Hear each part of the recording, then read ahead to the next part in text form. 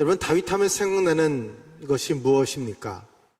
다윗하면 생각나는 것이 사울왕, 요나단, 아니면 밧세바, 이런 여러 가지 많은 사람들의 생각이 날 것입니다. 그러나 우리가 정말 중요하게 생각할 것은 오늘 본문에 나오는 이 법궤입니다. 다윗이 왕이 되고 제일 먼저 한 것은 예루살렘을 정복하는 것이었습니다. 400년 동안 정복하지 못한 그 땅을 정복하는 것이었고, 그리고 이 예루살렘을 정복하고 난 뒤 제일 먼저 행했던 것이 또 법궤를 모셔오는 것이었습니다. 다윗은 정치적으로 흩어져 있는 이스라엘 사람들을 하나로 모으는 것은 바로 신앙이어야 된다는 것을 알았습니다. 여러분, 가정이 하나님을 신앙하고 그리고 하나님께 예배 드릴 때에 그 가정이 혹 깨어져 있다고 할지라도 하나님으로 말미암아 온전해질 수 있습니다. 그렇다고 한다면 이 법궤는 어떻게 만들어졌을까요? 이스라엘 백성들은 애굽에서 430년 동안 종살이를 하면서 살았습니다. 그런데 거기에서 종으로 살면서 하나님에 대한 온전한 신앙을 갖추지 못했습니다. 그러나 하나님의 은혜로 그들이 출애굽을 하게 됩니다. 그 출애굽을 하는 과정 속에 엄청난 기적들과 체험이 있었음에도 불구하고 하나님을 여전히 믿지 않았습니다. 신뢰하지 못했습니다. 그래서 하나님을 원망하고 배반하기도 했었죠. 이스라엘 백성들은 눈에 보이는 하나님을 원했습니다. 그래서 형상을 만들었는데 그 형상이 송아지였습니다. 그래서 모세는 그 송아지 형상을 불살라서 부셔버렸습니다. 대신에 하나님은 보이지 않는 하나님을 생생하게 체험하도록 하셨는데 그것이 바로 하나님의 임재를 상징하는 법궤였습니다. 법궤는 하나님이 함께 하신다는 것을 깨닫게 하는 굉장히 중요한 것이었습니다. 그 안에는 10계명이 기록되어 있는 돌판과 40년 동안 광야 생활을 하면서 만나를 주셨던 그 만나를 담았던 항아리, 그리고 아론의 쌍난 지팡이가 있었습니다. 여러분, 이 세 가지는 무엇을 의미합니까? 돌판은 말씀하시는 하나님을 나타내고, 그리고 만나를 담은 항아리는 먹이시는 하나님을 나타내고, 그리고 아론의 그 쌍난 지팡이는 구원하시는 하나님을 말하는 것입니다. 다시 말하면 하나님은 우리에게 말씀하시고 우리를 먹이시고 우리를 구원하시는 분이라는 것을 나타내는 것입니다. 그러니 이 법궤가 얼마나 중요합니까? 이스라엘을 한번 생각해 보십시오. 그들에게 법궤는 하나님의 임재였고 하나님의 역사였습니다. 가나안 땅으로 들어갈 때 법궤가 앞으로 나아가면 그들도 앞으로 나아갔고, 법궤가 멈추면 이 법궤를 중심으로 동서남북으로 그렇게 진을 치면서 지냈습니다. 무엇을 말하는 것일까요? 하나님이 삶의 중심이다라는 것을 고백하기 위해서 동서남북으로 그렇게 주변에서 법궤를 중심으로 진을 쳤던 것입니다. 블레셋에 있는 신상들이 다 파괴되고 그 성읍에 살던 사람들이 고통을 받게 되자 결국 블레셋은 이 법궤를 이스라엘에게 돌려보냅니다. 그 법궤가 아비나답의 집에 20년 동안 머무르게 됩니다. 사무엘상 7장 2절을 보시면 이렇게 기록되어 있습니다. 궤가 기럇 여아림에 들어간 날부터 20년 동안 오래 있은지라 이스라엘 온 족속이 여호와를 사모하니라. 법궤를 여호와라고 그렇게 지금 대신해서 말하고 있습니다. 이스라엘 사람들이 여호와를 사모하는 마음을 가졌지만 사울은 왕이 된 이후에 하나님이 명령하셨던 예루살렘도 회복하지 않았고 하나님의 임재의 상징이었던 이 법궤도 모셔오려고 하지 않았습니다. 왜 그랬을까요? 사울은 하나님에 대해서 관심이 없었기 때문입니다. 그래서 예루살렘도 법궤도 회복하지 않았습니다. 그러나 다윗은 달랐습니다. 다윗의 관심은 하나님에게 있었습니다. 그래서 제일 먼저 왕이 되고 난 뒤에 제일 먼저 행한 것이 예루살렘을 회복하는 것이었고, 그리고 그 하나님을 상징하는 법궤를 예루살렘으로 모시고 오려고 했던 것입니다. 다윗의 마음에는 하나님이 계셨습니다. 하나님을 경배하기 위해서 예루살렘의 성전을 세울 계획도 있었습니다. 그리고 그 성전에서 가장 중요한 이 법궤를 모셔오려고 했던 것입니다. 그러니까 다윗과 사울이 이런 엄청난 차이를 가지고 있다는 것을 우리는 성경을 통해서 보게 되는 것이죠. 이것은 우리 인생에서, 우리의 삶에서 너무나도 중요한 것입니다. 여러분은 다윗의 마음으로 인생을 살아가고 계십니까? 아니면 사울의 마음으로 인생을 살아가고 계십니까? 여러분의 마음 중심에는 무엇으로 채워져 있습니까? 바라기는 하나님을 향한 그 다윗의 마음처럼 하나님을 향한 믿음의 고백이 여러분의 심령에 가득하기를 바랍니다. 그 표현, 그것의 표현이 뭔지 아십니까? 바로 예배입니다. 예배가 그래서 중요한 것입니다. 그 하나님의 내 마음의 중심에 있다는 것의 표현이 예배 드림입니다.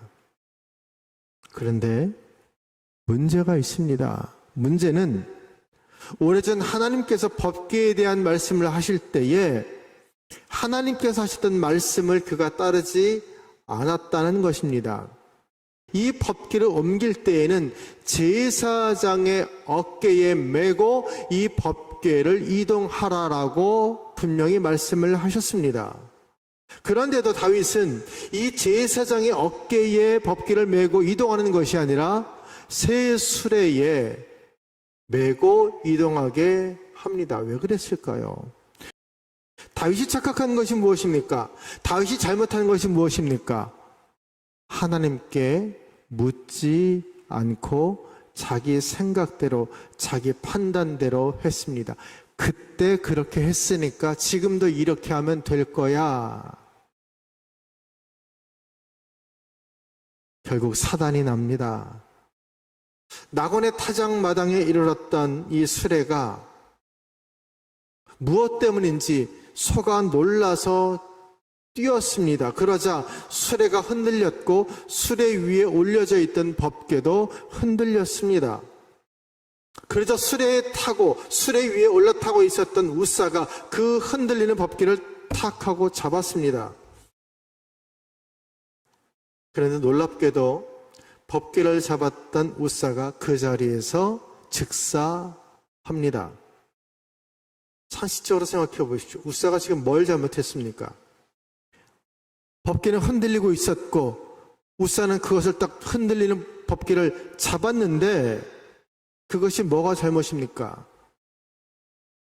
성경은 거짓이 없는 진실과 사실만을 말씀하고 있는 하나님의 말씀입니다. 그렇다고 한다면 본문 7절에 나와 있는 우사가 잘못함으로 라는 이 표현은 진실입니다. 분명히 우사가 잘못하는 것이 있었기 때문에 하나님이 우사를 치셔서 그를 직사하게 만들었다는 것입니다. 엄청난 잘못이 우사에게 있다는 것입니다. 무엇일까요? 그런데 20년이 지나고 난 뒤에 다윗이 법궤를 예루살렘으로 이제 모셔온다는 이야기를 들었을 때에 아비나답은 그 일을 자기의 두 아들에게 맡기기를 원했을 것입니다. 자신의 아들을 좀 더 어떤 자리에, 어떤 위치에 세우고자 하는 아비의 마음이 있었을 것입니다. 안 그렇겠습니까? 다윗도 20년 동안 그 법궤가 아비나답의 집에 있었다는 것, 모셨다는 그 공을 인정해서 그래, 그러면 너희 두 아들이 이 법궤를 옮겨라 라고 허락을 했습니다.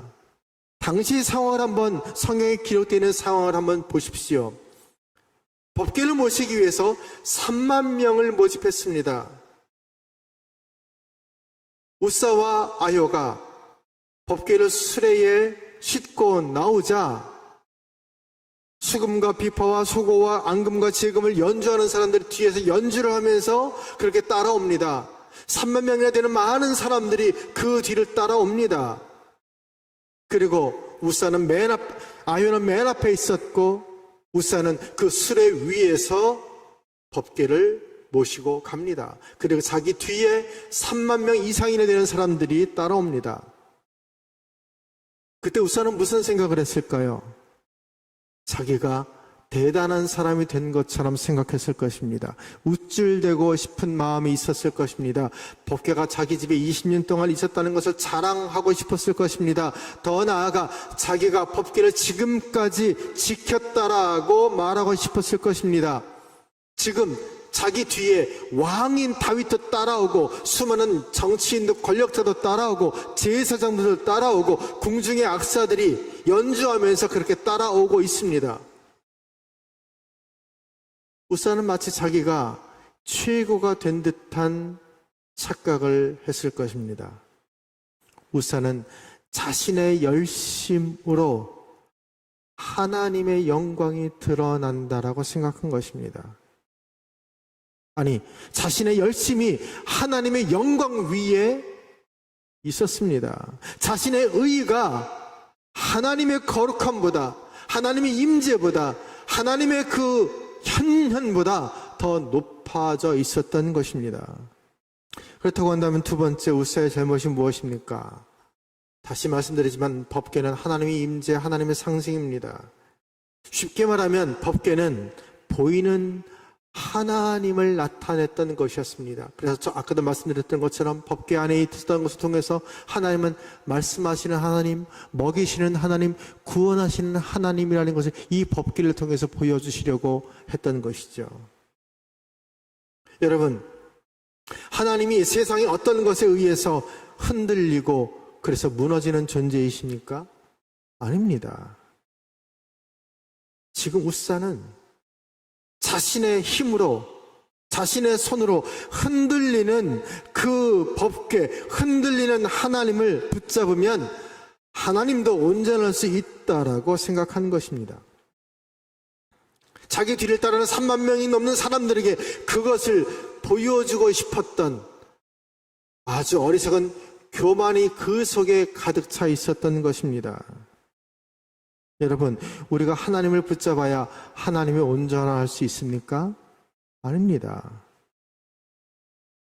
우리는 하나님이 우리를 온전히 붙잡아 주셔야 온전할 수 있는 존재입니다. 우리 힘과 우리 능력으로는 그 어떤 것도 할 수 없습니다. 그런데 우사는 하나님보다 높은 자리에 앉아서 하나님을 자기가 마치 조정할 수 있는 것처럼 그렇게 여겼습니다. 오늘 본문에서 다윗과 우사에게 있었던 공통점이 있습니다. 그것이 뭡니까? 자신만의 열심을 하나님보다 앞세웠다는 것입니다. 여러분의 열심을 하나님의 영광보다 앞세우지 마십시오. 여러분의 생각을 하나님보다 앞세우지 마십시오. 예수님 말씀하셨습니다. 너희는 먼저 그의 나라와 의를 구하라. 그리고 하나님의 뜻을 먼저 묻는 이 시대에 진정한 그리스도인으로, 참 신앙인으로 살아가기를 바랍니다. 그 어떤 것도 하나님보다 앞세울 때 무너질 수밖에 없다는 사실을 오늘 성경은 우리에게 보여주고 있습니다. 그렇게 신실했던 다윗도 하나님께 묻지 않고 자신의 생각대로, 자신의 열심대로 하다가 실패를 한 것입니다. 여러분, 언제나 하나님께 기도했던 예수님처럼 그렇게 묻고 또 묻는, 그래서 하나님의 신실한 하나님의 사람으로 이 땅을 살아가기를 바랍니다. 그것이 오늘 본문이 우리에게 주는 교훈이고 우리에게 말씀하시는 하나님의 말씀인 것입니다. 내 뜻대로 마옵시고 하나님의 뜻대로 하옵소서.